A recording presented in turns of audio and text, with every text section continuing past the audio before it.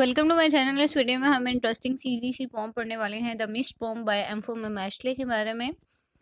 तो बेसिकली ये पोम है मिस्ट के बारे में, जो कि आप समझ लें कि किसी फॉग या फोगी एरिया वगैरह उसको कहते हैं, ठीक है। फॉग से रिलेटेड कोई रेन ड्रॉप जो हो, जिसकी वजह से हर तरफ ब्लर हो जाए, this is what we call the mist. जी, तो पोम हम स्टार्ट करते हैं। लाइन टू लाइन में आपको एक्सप्लेन करूंगी। Slowly it comes creeping over the mountain and tree tops. So here you can see that the poem begins by describing the mist as it slowly creeps over the mountain and tree tops. यानी कि ये pome जो है इस तरह से start की है पोएट ने कि जो मिस्ट है वो इस तरह से क्रीपिंग मीन्स के क्रॉल करती हुई, जिस तरह कोई बच्चा छोटा छोटा क्रॉल करता हुआ चल नहीं रहा होता. This is actually showing the movement of the mist, how it comes and how it went, right? So very first, the poet is saying that it creeps over the mountain and treetops, and the word creeping is suggests that the mist is moving very slowly and carefully, trying not to disturb anything, right? कि mist जो है वो किसी भी चीज़ को disturb नहीं करना चाहती. Next line है like a small boy to a sleeping grasshopper. So here you can see that the poet is making the comparison between the mist to a small boy, and as mist is approaching a sleeping grasshopper, a small boy is approaching a sleeping grasshopper, creates a sense of innocence and gentleness. कि एक mist जो है, यहाँ पे mist का basically comparison किया है एक छोटे बच्चे के साथ, कि मिस्ट जो है वो छोटे बच्चे की तरह, जिस तरह एक छोटा सा बच्चा हो, वो किसी ग्रास ओफर के पास जाए और वो सो रहा हो और उसको जाके अप्रोच करे. This is how the mist is approaching all over the surrounding and all over the forest. And this line is suggesting the sense of innocence and gentleness. Yani you can see that the poet is just explaining the things in a very gentle and in a very innocent way, that the mist is very innocent and very calm and soothing, right? The image suggests that the mist is not a threat but rather a peaceful and harmful presence. कि image जो है ये basically suggest कर रही है कि mist जो है वो ना तो ये है ना ही कोई थ्रेट है, और ये बेसिकली सजेस्ट कर रही है पीसफुलनेस को और हार्मलेस प्रेजेंस को, ठीक है. Not a leaf shakes, nor twig cracks. The line emphasizes the quiet and stillness of the mist's arrival. The fact not even a leaf or twig is disturbed suggests that mist is moving with great care and delicacy. Here again, poet is saying that leaf is just moving in a very gentle and very care and with a very delicacy, right? कि किसी चीज़ को भी वो disturb नहीं कर रही, और हर चीज़ जो है वो उसमें आप दिखाएंगे कि क्वाइट है और स्टिलनेस है. और मिस्ट का राइवल भी ऐसा ही है कि बहुत सूदिंग वे में वो आ रही है, किसी को डिस्टर्ब नहीं कर रही और पीसफुल है, right? As it weaves its way through the surrounding forest, here the writer used the word weaves का क्या मतलब होता है कि आपने अक्सर देखा होगा कुछ औरतों को कि वो मतलब किसी को ना सिलाई वगैरह कर रही होती हैं, ठीक है, किसी कपड़े को या किसी चीज़ को.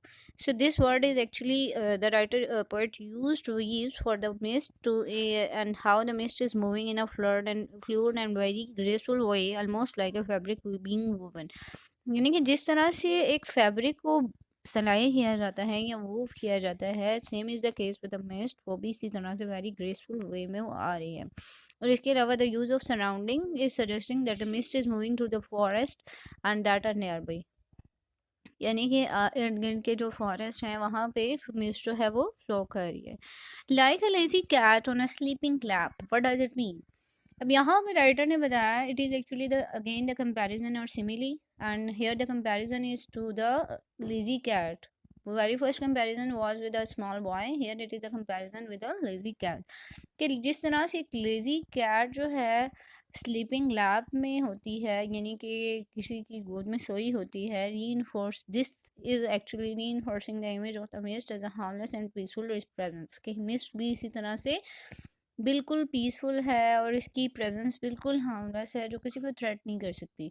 The phase on a sleeping lab suggest that the mist is settling in and making itself comfortable. कि मिस्ट जो है अब ठहर गई है और अपने आप को कंफर्ट कर रही है, ये सबको कंफर्ट जोन में रखती है. It settles on the sleeping hill. Here, this line is actually suggesting that the mist has found a resting place on the hill. कि अब मिस्ट को एक अच्छी जगह मिल गई है जहाँ पे वो रेस्ट कर सकती है. And the use of the word settle suggests that the mist has come to rest and is no longer moving. कि अब वो settle हो चुकी है और अब वो move नहीं कर रही. It is still. Stillness is showing here. To leave in the letter oars quietly as it came.